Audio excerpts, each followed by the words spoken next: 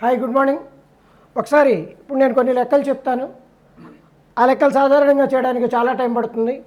ఎంత స్పీడ్గా వేదిక్ మ్యాథ్స్లో చేయొచ్చో నేను ఇప్పుడు నేర్పిస్తాను. అంతే స్పీడ్గా మీ పిల్లలు నేర్చుకోవాలని మీరు అనుకుంటున్నారా? మీ పిల్లలు మ్యాథమెటిక్స్లో నెంబర్ 1 అవ్వాలని మీరు కోరుకుంటున్నారా? విత్ ఇన్ నో టైం, కేవలం కొన్ని గంటల్లో, రోజులు పట్టే గంటల్లో నేర్పడానికి నేను విజయవాడ పోరంకిలో రెడీగా ఉన్నాను.